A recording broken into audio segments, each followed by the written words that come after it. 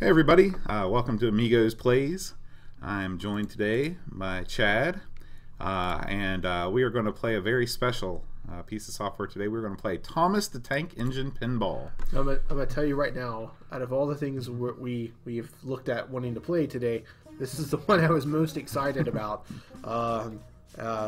We have at our house one very super fan of Thomas, and a previous super fan of Thomas who's a little bit older for it now, but quite inundated at our house with Thomas.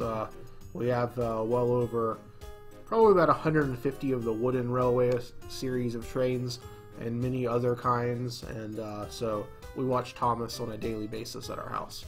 Now, we got Sir Topham Hatt right there, and we got, I guess we can pick, maybe these are tables, so I guess we'll just run through them all. We'll start with Thomas.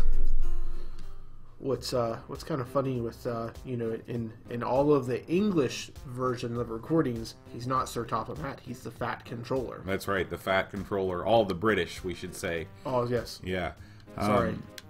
Because they're all, well, they're actually, Thomas is definitely in tons of other languages too. Okay, so we want to go ahead and get this game started. So far, so good. Okay, and we're going to launch the ball. Actually, this might be a controller-only affair, or I mean a keyboard-only affair. Let's see, maybe Shift. Yeah, Shift does the... Now, the microphone placement is already... Okay, let's try this again. The table looks good. Yeah. I mean, the... Absolutely. It reminds me of a lot of the classic, the Reverend W. Audrey books. First one of those came out 1946. In the books, every train always had a driver, right? Yeah, correct. And but in the TV series, even in the original TV series, that wasn't the case, right? I don't know. I mean, I think so. I don't think they were totally autonomous, because there's a story where it's called Thomas Goes to Breakfast, and I think it's narrated by George Carlin.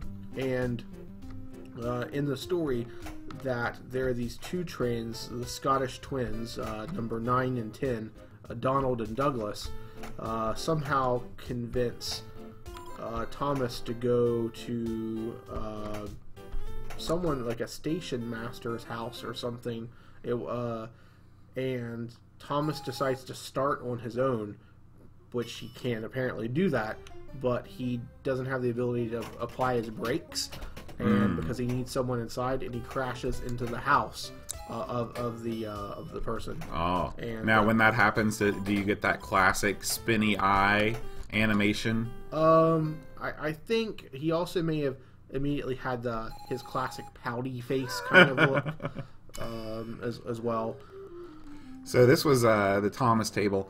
I will say that the clouds tend to get in the way. Might have left those out, but you know, it's okay. It's okay. Let's move on to the next table. How can we do that? I probably should have hit escape. Yes. Okay. So now we move on to the James table. One of the things I learned from the old books is that James actually used to be a black engine. Really? Yeah. Like African American? No, his paint scheme is Oh, black. okay. No, I don't think they've ever really played any. Well, no, actually, I take that back. There's well, as of now, they're actually about to do a movie that comes out in the fall of this year. That's pretty much like Cars 2 in terms of an international race with all different countries. And so there are many things. Right now, I think there's basically been kind of two ethnicities There's been a train named Hero who's from Japan. Mm-hmm. And there's a character named Victor who is from Spain, but that's pretty And much. then, of course, you have your different UK, like the Scottish. Yeah, there's a train called the Flying Scotsman who hasn't been around in many years, and who's going to be coming back for that movie coming out. So, These games are all interesting because they have no out lanes. The only way you can lose the ball is in the middle. really, Yeah. So far, all the tables have been like that. But it doesn't stop you from losing balls rather quickly, just because the you don't really get a lot of pop off the flippers. Yeah. You know, I've yet to hit any of these ramps. right? It's just hard to really line up anything, and even when you get a shot that kind of goes up the table, it doesn't go up very far. Well, it also seems is that a fairly normal spacing for flippers? It is if they have a center post. Okay. See the center post right there, so that'll save it. Right. But James is not the really. I thought Thomas was the really useful engine. Well, yeah, that's what they. Yeah, that's what. But said. there's on this table there is a really useful engine button. So who knows what that's about? Right. Now we move on to the Percy table. Yep, number 6. Percy is the train that pulls the mail cars. Okay. Yep. He's pulling a milk cart in this Yep. particular thing. So.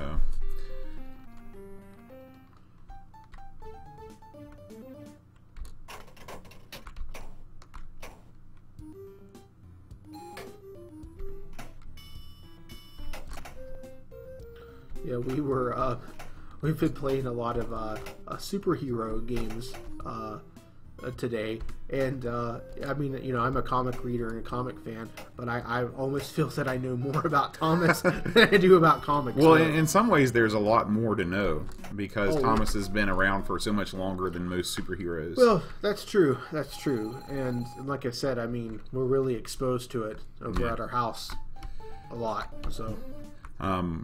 Now, do you know how many trains there have been total in the Thomas universe? I not the number right offhand. I wonder if each train has a unique number. Not every train ends up having a number. Some of them don't. If a train has a number, though, we probably know it at our house. So, because but a lot of them do, and not everyone does, though. So.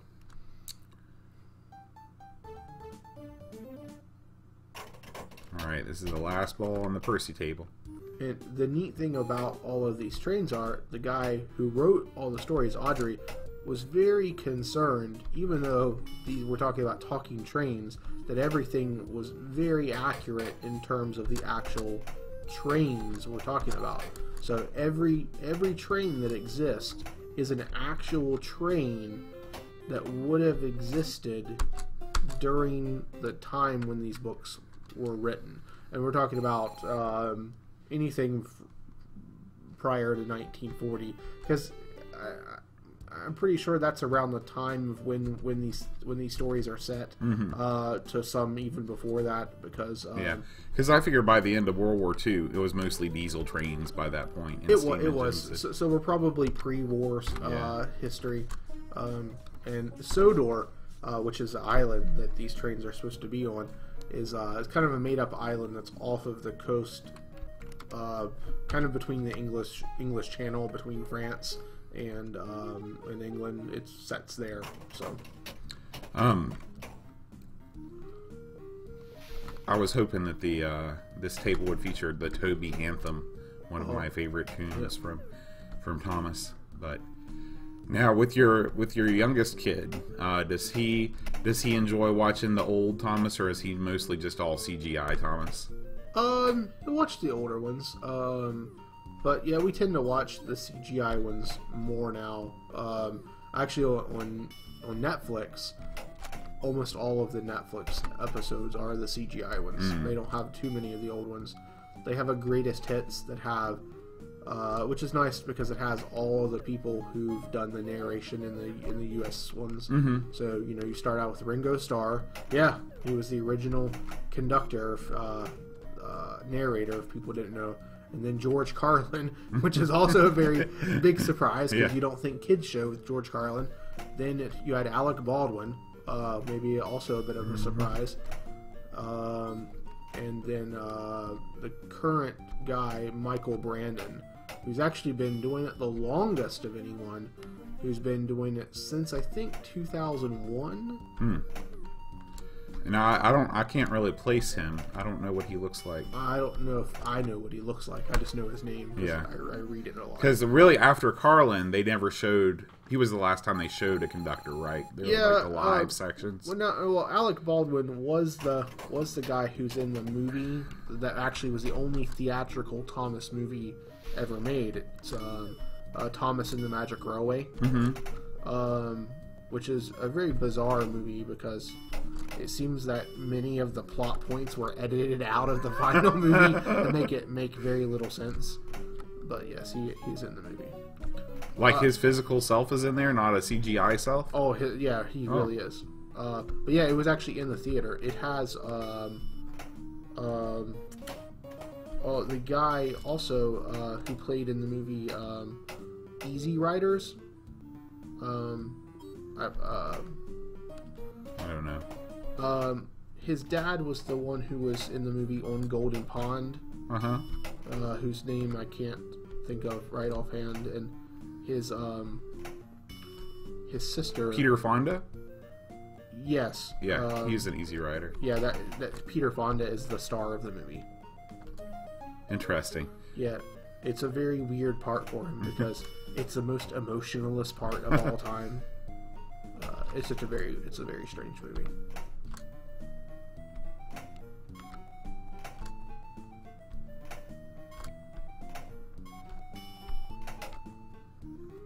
I think it came out in '99. Now, have you ever looked into getting like some of the O gauge reel running trains of Thomas? No, I forget which company makes those. I think it's it might be Lionel actually that makes them. I've seen them at different hobby stores and things like that. It's just a pretty high entry point, and the track takes up a lot of space that I'm not really sure where it would go. Right, you could almost run those outside, couldn't you? You probably could. Because I think O scale, that's like. I can't remember, but I want to say that O scale is like the first, like the smallest trains that will run outside well. Right. Yeah. But they're really nice looking. But I think you could buy a lot of the wood rail trains for the price of one of I those. also think that it might be thought of too much as a toy still right now, and it could be broken. A lot of bashing. Well, and we're talking about a single engine is around $50 for one. Right. So. But they are really cool though, and a lot of them actually have that moving eye feature too. Oh really? Oh, that's cool. Yeah. Well, folks, let's see. That was pretty cool. And, yeah. And you were hitting a lot of the on that table a lot better. So. Yeah. Oh yeah. Let's see what happens when you hit the fat conductor. You got your option screen in here. Tilted the table, so you can make. Oh, I bet we want a steeper tilt. Let's just try and let's make this. Let's play just one more round, and let's make the table a little bit more tilted. Let's go back to Percy's table. I bet this will help a lot because maybe I can get some more speed and hit some more of these ramps if the table's a little bit more tilted.